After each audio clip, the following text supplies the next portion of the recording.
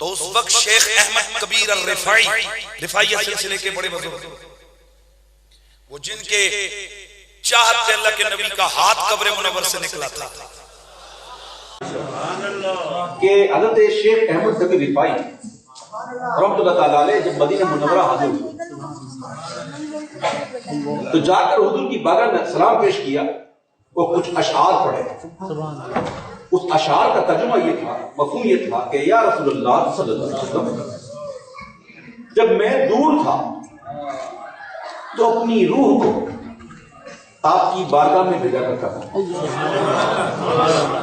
اب میں جسم کے ساتھ، روح اور جسم کے ساتھ آپ کی بارگاہ میں حاضر ہوں، اور میرے دل میں یہ تمنا جاگ رہی ہے کہ حضور قبر اطہر سے دست انور باہر لائیے تاکہ میں اسے بوسہ دوں۔ تو آپ کا دست اقدس روضہ انور سے باہر آیا، قبر انور سے، اور کہتے ہیں کہ اس وقت 60,000 یا 50,000 لوگوں نے دست اقدس کی زیارت کی، اور انہوں نے رسول اللہ صلی اللہ علیہ وسلم کے دست اقدس کے بوسے لیے۔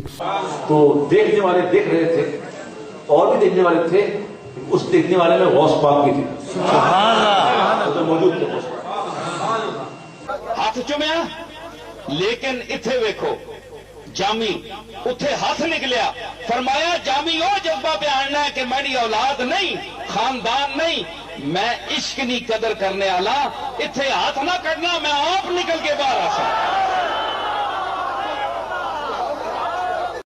فضائل اعمال اور فیضان سنت میں شیخ احمد رفاعی کے حوالے سے ایک بڑا ہی مشہور واقعہ نقل ہوا ہے کہ سن 555 میں روزہ شریف کی حاضری کے موقع پر نبی صلی اللہ علیہ وآلہ وسلم کے قبر مبارک سے ہاتھ باہر نکال کر 90,000 لوگوں کی موجودگی میں اپنا معجزہ ظاہر فرمایا۔ آپ معجزات کے منکر ہیں؟ اگر نہیں تو پھر آئے دن اس واقعے کا مذاق کیوں اڑاتے ہیں؟ اس لیے مذاق اڑاتا ہوں کہ یہ کہانی ہے، اس طرح کا کوئی معجزہ ہونا ہوتا تو صحابہ کرام کے ساتھ ہوتا، یہ نہیں ہے کہ آپ ہر چیز کو معجزہ کہہ کے مان لیں گے۔ تو میں پھر ایک فیبریکیٹ کرتا ہوں کہ سیدنا ابوبکر نے اپنے زمانے میں ایک ایسی سیڑھی بنائی کہ صحابہ کرام ایک نماز چاند پہ ادا کرتے تھے، دوسری مدینہ شریف میں، تو میں کہوں آپ منکر ہیں؟ کہانی ہے۔ نبی علیہ السلام کا یہ معجزہ اس وقت کیوں نہیں ظاہر ہوا؟ سقیفہ بنی ساعدہ میں مولا علی اور سیدنا ابوبکر کے حوالے سے جو کچھ ہوا، وہ سب سے بیسٹ موقع تھا کہ نبی علیہ السلام قبر مبارک سے آواز دیتے کہ بھئی آپس میں صلح صفائی کے ساتھ رہو۔ 6 مہینے حضرت علی ناراض رہے ہیں، بعد میں حضرت ابوبکر کو بلوایا انہوں نے، اور پھر حضرت ابوبکر نے بھی اس مس ہینڈلی کے اوپر رو پڑے، تو پھر حضرت علی نے کہا میں آپ کی لانیہ بیعت کروں گا۔ سیدہ عائشہ سے کوئی ضعیف روایت ثابت کرے کہ 47 سال اس حجرے میں رہنے والی لاڈلی ترین بیوی کو کبھی نبی علیہ السلام کی زیارت ہوئی ہو، اور اگر ہوئی ہوتی وہ چھپاتی نا۔ صحابہ کرام کو جب حضور کی زیارت ہوتی تھی وہ بتاتے تھے۔ سیدہ فاطمہ کو ہوئی ہو جو ان کے غم میں فوت ہو گئی۔ یہ سب کہانی ہے۔ اور پھر کہتے ہیں جی وہ 90,000 کا مجمع موجود تھا۔ 90,000 کا مجمع تو آج سے 150-200 سال پہلے مسجد نبوی میں نہیں آتا تھا، اور دوسرا 90,000 کی موجودگی میں اگر ہاتھ نکلے تو کتنے بندے دیکھ سکتے ہیں؟ 90,000 بندہ تو تب دیکھے گا کہ وہ نبی علیہ السلام قبر سے نکل کے کسی اونچی جگہ پہ چڑھتے ہیں۔ وہ کہتے ہیں شیخ احمد رفاعی نے وہاں اشعار پڑھے کہ مصر سے میری روح آ کے آستان اقدس پہ حاضری دیتی تھی، اب جسموں کے ملاپ کی باری آئی ہے، اپنا ہاتھ نکالیں میں بوسہ دوں۔ تو اس کے برخلاف تو بخاری میں حدیث ہے 1010 کتاب الاستسقاء چیپٹر میں حضرت عمر کہتے ہیں اے اللہ جب تک تیرے نبی ہم میں موجود تھے انا کننا نتوسل الیک بنبینا، ہم تیرے نبی کے وسیلے سے تیری طرف متوجہ ہوتے تھے، اب ہم ان کے چچا کو لے کے آئے ہیں تو ان کی برکت سے دعا سے بارش نازل فرما دے تو بارش نازل ہو جاتی۔ حضرت عمر تو نہیں گئے ہیں کہ یا رسول اللہ آپ کی مبارک زندگی میں بھی آپ کی مبارک انگلیوں سے پانی کے چشمے جاری ہوتے تھے، اور مسلم شریف میں ہے کہ حضرت عمر کے مشورے پہ ایک دفعہ ایسے ہوا تو وہ کہتے ہیں کہ میں نے خود بھی دیکھا ہے، آپ نے پہلے بھی میرے مشورے پہ ایسا معجزہ آپ سے ظاہر ہوا تھا، تو ہاتھ مبارک قبر سے باہر نکالیں، ہم یہ پیالہ لے کے آئیں تو پانی کے چشمے جاری ہو جائیں۔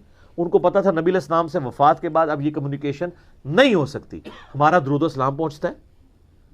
سن نسائی میں حدیث ہے زمین میں کچھ فرشتے سیاحت کرتے ہیں، میرے امتیوں کا سلام میرے تک پہنچاتے ہیں، جو ہم پڑھتے ہیں السلام علیکہ ایھا النبی صلوات بر محمد وآل محمد اللہم صلی علی محمد وعلی آل محمد۔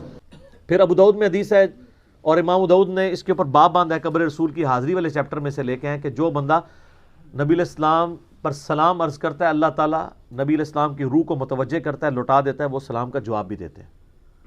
کہتے ہیں دیکھیں جی ثابت ہو گیا. تو اس سلام کے جواب کی آواز آتی ہے روضہ شریف پہ کسی کو؟ نہیں. تو جب آواز نہیں آ رہی تو ہمارا پہنچنا بھی برزخی، جواب دینا بھی برزخی. ورنہ آپ ہمارا پہنچنا کہہ رہے ہیں کہ فزیکل ہے کہ وہ سن رہے ہیں، پھر ان کا جواب بھی فزیکل ہونا چاہیے.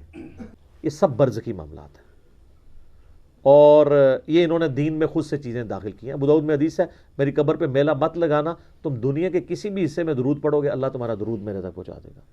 صلاۃ بر محمد و آل محمد، اللہم صلی علی محمد و علی آل محمد. تو یہ شیخ احمد رفاعی والا واقعہ بالکل جھوٹا گستاخانہ واقعہ ہے. نبی علیہ السلام کو کوئی چیز مجبور نہیں کر سکتی. سورہ انبیاء کے اندر آیت ہے کہ جو دنیا سے چلا گیا اب قیامت تک دنیا میں واپس نہیں آئے گا.